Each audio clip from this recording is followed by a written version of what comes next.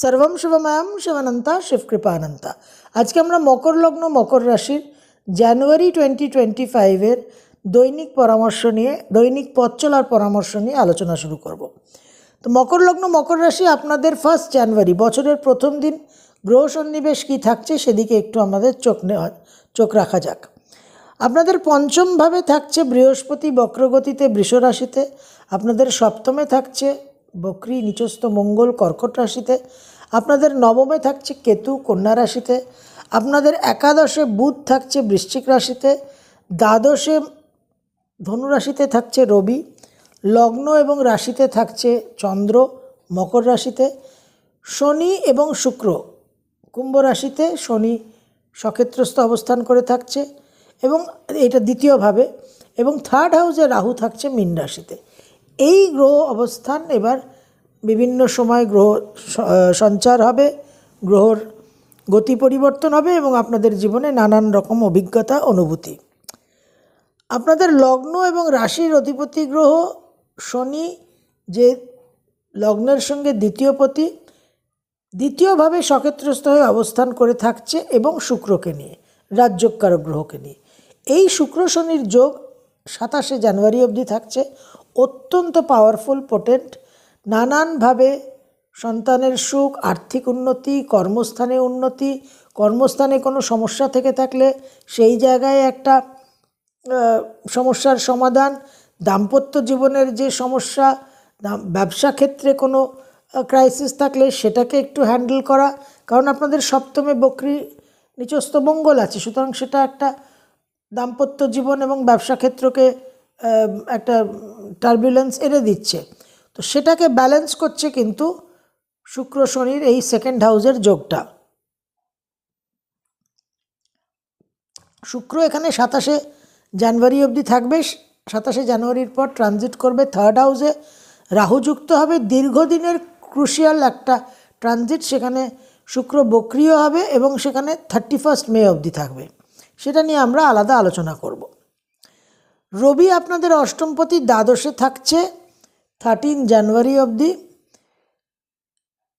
14 জানুয়ারি মকর রাশিতে রবির ট্রানজিট হবে, মকর সংক্রান্তি, এবং এই ট্রানজিটের পর কিন্তু আপনাদের একটু শরীর স্বাস্থ্য নিয়ে সাবধান থাকতে হবে।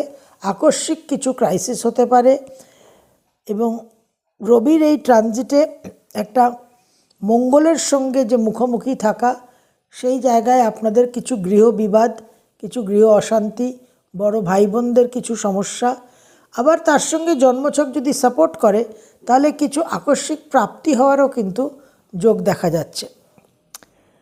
বুধ আপনাদের ষষ্ঠ এবং নবমপতি একাদশভাবে থাকছে মাসের প্রথমে। 4 জানুয়ারি দ্বাদশে চলে যাচ্ছে। দ্বাদশে প্রবেশ করলে বুধ কিন্তু আপনাদের নতুন কর্মজীবনে একটা নতুন কোনো সূচনা, নতুন কোনো ইনফ্লুয়েন্স কিন্তু আপনাদের এনে দেবে। কর্মসূত্রে কিছু বিদেশ যাওয়ার সম্ভাবনাও তৈরি করবে। এই বুধ দ্বিতীয়বার ট্রানজিট করবে জানুয়ারি মাসে। 24 জানুয়ারি আপনাদের লগ্নে প্রবেশ করবে। লগ্নে প্রবেশ করলে কিন্তু আপনারা বিশেষভাবে শুভফল পাবেন। নবমপতি লগ্নে বিশেষভাবে গুরুজনদের একটা সহায়তা, হায়ার এডুকেশনের একটা মনে ইচ্ছে, হায়ার এডুকেশনের জন্য চিন্তাভাবনা, হায়ার এডুকেশনের জন্য কিছু কাজ করা, কিছু পদক্ষেপ নেওয়া, এগুলো আপনারা করতে পারবেন। মঙ্গল বক্রী হয়ে সপ্তমভাবে নিচস্থ হয়ে আছে, এটা একেবারেই শুভ নয়, এটা যথেষ্ট ডিস্টারবেন্সের জায়গা। সর্বদিক দিয়ে আপনারা সাবধান থাকবেন। লগ্নে দৃষ্টি থাকছে, দ্বিতীয়ভাবে লগ্নপতির উপর দৃষ্টি থাকছে, সুতরাং চোট আঘাত, অ্যাক্সিডেন্ট, আননেসেসারি কিছু বিষয়ে ফেসে যাওয়া, ভিক্টিমাইজ হওয়া, কোনো ট্র্যাপে পড়া, এই মঙ্গলের উপর রাহুর দৃষ্টি আছে। সুতরাং আয় উন্নতি করতে গিয়ে একাদশের অধিপতি গ্রহ মঙ্গল, উইশ ফুলফিলমেন্ট, কিছু ইচ্ছা পূরণের জায়গায় বিশেষভাবে একটা মনের মধ্যে কামনা বাসনা সৃষ্টি হলো, রাহুর প্ররোচনায় প্রলোভিত হয়ে এমন কিছু স্টেপ নিলেন যাতে অ্যাকচুয়ালি আপনার বিশাল লস হয়ে গেল। তো এই জায়গাগুলো কিন্তু অবশ্যই আপনাদের সাবধান থাকতে হবে। থার্ড হাউসে রাহু থাকছে, নবমভাবে কেতু থাকছে। মাসের প্রথম দুটো দিন, ফার্স্ট অ্যান্ড সেকেন্ড জানুয়ারি 2025, মকর লগ্ন মকর রাশি, বিশেষভাবে ভ্রমণের যোগ দেখা যাচ্ছে। মন মানসিকতার মধ্যে একটা দৃঢ়তা, একটা সংকল্প নিয়ে কিছু কাজ করার একটা সম্ভাবনা থাকছে। তবে উত্তেজনা, রাগ, জেদ, ক্রোধ এগুলো এবং বিবাদ প্রবণতাও থাকবে। বিশেষ করে কিন্তু আপনাদের রিলেশনশিপের জায়গায় সাবধান থাকতে হবে। 3rd and 4th, মন মানসিকতার মধ্যে উগ্রতা বজায় থাকবে। কিছু মনোরঞ্জন, কিছু বিনোদন, কিছু এনজয়মেন্ট, এন্টারটেনমেন্টের একটা পরিস্থিতি তৈরি হবে এবং সেখান থেকে কিছু আয় উন্নতি হওয়ারও সম্ভাবনা এবং কর্ম পরিবর্তনের সম্ভাবনা দেখা যাচ্ছে। সন্তানের জন্য বিশেষ শুভ। 5, 6, 7, 5th, 6th and 7th জানুয়ারি 2025, মকর লগ্ন মকর রাশি, আপনাদের বিশেষভাবে ভ্রমণের যোগ, শর্ট ট্রাভেলস এবং তার সঙ্গে এই শর্ট ট্রাভেলস আপনার বিদেশেও হতে পারে। অল্প সময়ের জন্য দূর ভ্রমণ হলো, কিন্তু সেটা অল্প সময়ের জন্য হলো।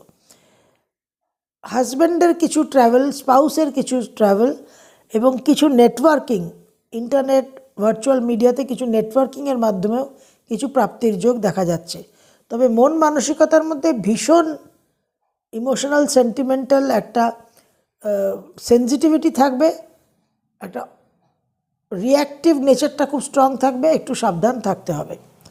8 আর 9, বিশেষ করে মন মানসিকতার মধ্যে মোটিভেশন, কনফিডেন্স এবং একটা এনথুজিয়াজম, এক্সুবেরেন্স, উৎসাহ, উদ্যম এবং বিশেষ করে কর্মক্ষেত্রে, ব্যবসা ক্ষেত্রে নানান কিছু কর্ম করে ফেলা, কর্ম সম্পাদিত করা, পেন্ডিং কাজকে কমপ্লিট করা, সাকসেসফুল কাজ, কোনো গৃহ সংক্রান্ত, ভূমি সংক্রান্ত, রিয়েল এস্টেটের মানুষদের শুভ। নানানভাবে কিন্তু আপনারা বৈষয়িক দিকে, ফাইন্যান্সিয়াল দিকে ভালো রেজাল্ট পাবেন, কিন্তু মন মানসিকতার যে একটা ডমিনেটিং ইগোয়েস্টিক ভাব, সেটাকে আপনাদের কন্ট্রোল করতে হবে। 10 আর 11, 10th আর 11th, ক্রিয়েটিভ ফিল্ডে সাকসেস পাবেন, হায়ার এডুকেশনে সাকসেস পাবেন, সন্তানের কোনো নতুন achievement, educational achievement, professional achievement হওয়ার সম্ভাবনা। 12 আর 13, মন মানসিকতার মধ্যে ওভার থিঙ্কিং, স্ট্রেসফুল একটা ভাব থাকবে, এইটা একটা সমস্যার জায়গা। আর দাম্পত্য জীবন আর ব্যবসায় কিছু ডিস্টারবেন্স আসতে পারে। 14 আর 15, বিশেষভাবে মন মানসিকতার মধ্যে মানসিক বল, মানসিক শক্তি, ভ্রমণের যোগ, কিন্তু একটা প্ররোচিত হওয়া, প্রলোভিত হওয়া এবং সেখান থেকে কিছু বিপদ জীবনে, এই জায়গায় সাবধান থাকবেন।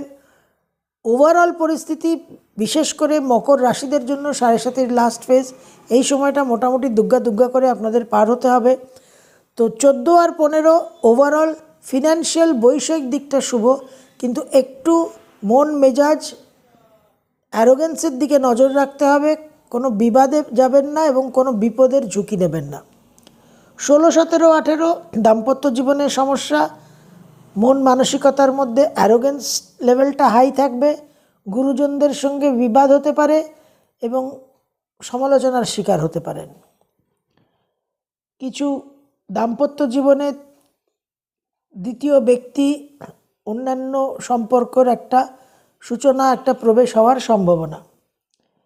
19 আর 20, 19th আর 20th জন্মছক যদি সাপোর্ট করে দশা, তাহলে আকস্মিকভাবে কিছু যোগাযোগের মাধ্যমে, কিছু বিদেশের কানেকশনের মাধ্যমে ভাগ্য পরিবর্তন, ভাগ্যোদয় হওয়ার সম্ভাবনা। তাছাড়া মায়ের শরীর স্বাস্থ্য নিয়ে কিছু ডিস্টারবেন্স আসতে পারে। 21, 22, 23 বিশেষ করে কর্মক্ষেত্রে পরিবর্তন, কর্মক্ষেত্রে ভ্রমণের যোগ এবং নতুন করে কর্মের সঙ্গে, জবের সঙ্গে কিছু নতুন ব্যবসা শুরু করার যদি পরিকল্পনা থেকে থাকে অনেক দিন, সেটাও কিন্তু আপনারা করতে পারেন। 24 আর 25 মন মানসিকতার মধ্যে একটু অবসাদগ্রস্ত ভাব থাকবে, একটু হতাশা থাকবে, কিন্তু এক্সটার্নাল রেজাল্টস ভালো পাবেন। বিদেশের সঙ্গে যোগাযোগ, বিদেশে কোনো একাডেমিক সেশনে কোনো কলেজে ভর্তি হওয়া, কলেজে স্কলারশিপ পাওয়া, এই জায়গাগুলো কিন্তু আপনারা সাকসেস পাবেন। নিজেদের যে ইনপুট দিয়েছেন, যে পুরুষাকার করেছেন অতীতে, তার রেজাল্ট কিন্তু আপনারা পাবেন। হাজব্যান্ড বা ওয়াইফের কিছু উন্নতির যোগ দেখা যাচ্ছে। 26 আর 27 বিশেষ করে দূরভ্রমণের যোগ, দাম্পত্য জীবনে কিছু সমস্যা এবং অর্থ ব্যয়ের যোগ দেখা যাচ্ছে। 28, 29, 30 ভ্রমণের যোগ অবশ্যই দেখা যাচ্ছে।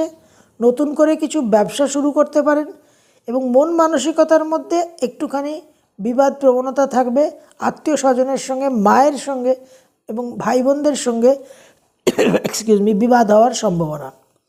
31শে জানুয়ারি মাসের শেষ দিন, মকর লগ্ন, মকর রাশি, দাম্পত্য জীবনে কিছু সমস্যা হতে পারে, ব্যবসায় উন্নতি, নতুন করে কিছু ব্যবসা করতে পারেন। শরীরের নিম্নভাগে চোট আঘাত লাগার সম্ভাবনা দেখা যাচ্ছে।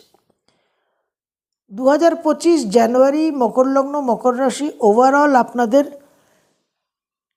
লগ্নে বক্রী মঙ্গলের যে দৃষ্টি, সেটা আপনাদের জন্য একটু ট্রিকি, একটু ডিফিকাল্ট, একটু চ্যালেঞ্জিং। এই মঙ্গল অতি বক্রী হয়ে 21শে জানুয়ারি যখন আপনাদের 6th হাউসে যাবে, তখনও কিন্তু আপনাদের নানান রকম আকস্মিক কর্মক্ষেত্রে সমস্যা, আকস্মিক কিছু জটিলতা জীবনে তৈরি হওয়া, শরীর স্বাস্থ্য নিয়ে সমস্যা, আকস্মিকভাবে একটা শত্রুতা বৃদ্ধি হওয়া চারিদিকে, এই জায়গাগুলো কিন্তু আপনারা এক্সপেক্ট করতে পারেন।